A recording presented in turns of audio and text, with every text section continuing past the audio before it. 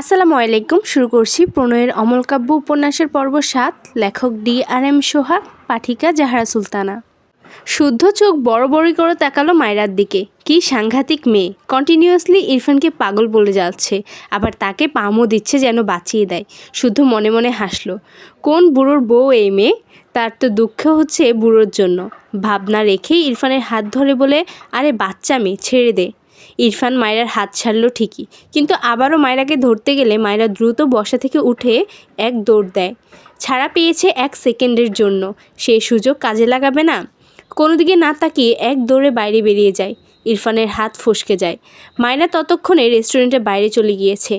ইরফান শক্ত চোখে মায়রার দিকে তাকিয়ে থাকে। শুদ্ধ হাঁ করে মায়রার দৌড়ের পরকপার হওয়ার দৃশ্য দেখল। বাদরের দৌড়ের স্পিড এই মেয়ের চেয়ে কম হয়তো। চোখের পলকে হাওয়া। ইরফান রাগে গজগজ করতে করতে শুদ্ধর শার্টের কলার ধরে বলল, ওকে ছাড়বো না আমি। শুদ্ধ ভ্রু কুচকে বলল, আমার শার্ট ধরে বলছিস ওকে ছাড়বো না? এসব কোন নীতি ফলো করে বলছিস বলবি? ইরফান বিরক্তি রাগে শুদ্ধর কলার ছেড়ে হনহন করে রেস্টুরেন্ট থেকে বেরিয়ে যায়। রিপন টেবিলে বসে এদের সার্কাস দেখছিল এতক্ষণ। শুদ্ধ পাশ ফিরে একবার মায়রার বান্ধবীর দিকে তাকালো। মাইশাও এদিকে তাকালে শুদ্ধর সাথে চোখাচোখি হয়। শুদ্ধ চোখ সরিয়ে নিয়ে রিপনের পাশে গিয়ে বসে। রিপন একটা স্যান্ডউইচে কামড় বসিয়ে বলে, তোর ভাই কই গেল? শুদ্ধর শার্টের ডান হাতের হাতা গুটাতে গুটাতে বলে, যেখানে খুশি যাক, আমার পেট আগে ভরায়, সারাদিন পেটে কিছু পড়েনি।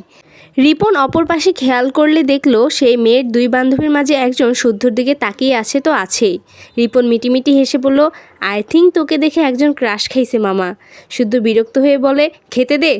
রিপন ভ্রু কুচকে বলল, তুই একটা চান্স নে, বাচ্চা মেয়ে পুরোই মা। শুদ্ধ রেগে তাকায় রিপনের দিকে। রিপন মুখে লাগাম টানে। শুধু গম্ভীর গলায় বলে, মেয়েদের রেসপেক্ট করতে না জানলে ওদের নিয়ে কথাই বলবি না।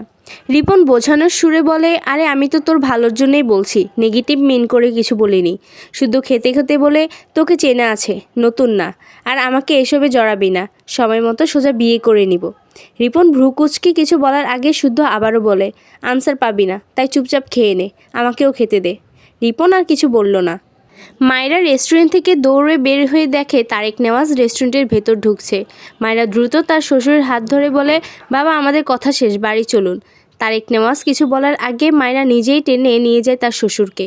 তারেক নেওয়াজ ভ্রু কুচকে বলে, বিল দিয়ে আসি আম্মু। মায়রার পা থেমে যায়। পেছন ফিরে দেখল রেস্টুরেন্টের দরজার পাশে ইরফান দাঁড়িয়ে। অসম্ভব, আর ওদিকে যাওয়া যাবে না। মেকি হেসে বলল, বাবা ওদের আমি পরে দিয়ে দিব, আপনি আমায় বাড়ি নিয়ে চলুন প্লিজ। তারেক নেওয়াজ ভ্রু কুচকে বলে, তোমার কি কোনো প্রবলেম হয়েছে আম্মু? মায়েরা আমতা আমতা করলো। সে কি বলবে? তার ছেলের বউ বাইরে এক ছেলের সাথে ঝামেলা বেঁধিয়ে এসেছে। হঠাৎই তার পেটে হাত দিয়ে বলল, বাবা আমার মারাত্মক বাথরুম পেয়েছে, প্লিজ চলুন। তারেক নেওয়াজ থতমত খেয়ে বলল, আচ্ছা আম্মু চলো। মায়েরা একবার উকি দিয়ে দেখলো ইরফান এদিকে আসছে, তাকে এখনও দেখেনি। সে দৌড়ে গাড়ির অপর পাশে গিয়ে বসলো। তারেক নেওয়াজ মায়রার ব্যবহারে খানিকটা অবাক হয়েছে।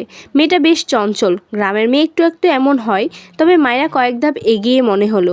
ছেলের বউ হিসেবে খারাপ লাগলো না। এরপর তিনি গাড়িতে উঠে ড্রাইভারকে গাড়ি স্টার্ট দিতে বললেন। মায়রা স্বস্তির নিঃশ্বাস ফেলল, এই যাত্রায় বেঁচে গিয়েছে। ইরফান বেশ কিছুক্ষণ দাঁড়িয়ে এদিক ওদিক তাকালো। রাগে তার মাথা ফেটে যাচ্ছে, সব কিছু অসহ্য লাগছে। হনহন করে তার সাইডে রাখা গাড়িতে উঠে বসে। তখনই তার ফোনে রিং হয়। বিরক্ত হয়ে পকেট থেকে ফোন বের করে দেখলো তার মা। ফোঁস করে শ্বাস ফেলে রিসিভ করে। বলো।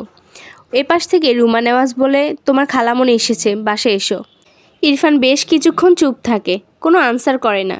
তার মা আবারও বলে, বাচ্চাদের মতো পাগলামি করবে না, তোমার খালামণি তোমাকে দেখতে চেয়েছে, আশা করি আজ শুদ্ধর বাসায় না গিয়ে এখানে আসবে। ইরফান এবারেও চুপ। গাড়ির স্টিয়ারিং শক্ত হাতে চেপে ধরে। রাগ কমেনি বিন্দু মাত্র। একটু আগে রাগ কমার আগে মনে পড়ল বাড়িতে এক বাচ্চা আছে, যাকে তার গলায় তার বাবা মা ঝুলিয়ে দিয়েছে। সে রাগে কথা বেরোচ্ছে না। রুমা নেওয়াজ ভেজা গলায় বলে, তোমরা বাবা ছেলে পেয়েছোটা কি বলবে? তোমার বাবা আমার কথা শোনেনি, এখন যখন বিয়েটা হয়ে গিয়েছে তুমি আমার কথা শুনছো না। মায়ের ভেজা কণ্ঠে ইরফান কিছুটা দমে গেল। চোখ বুজে শ্বাস ফেলে বলল, আসছি। এই বলে কোল কেটে তার বাড়ির দিকে গাড়ি ঘোরায়।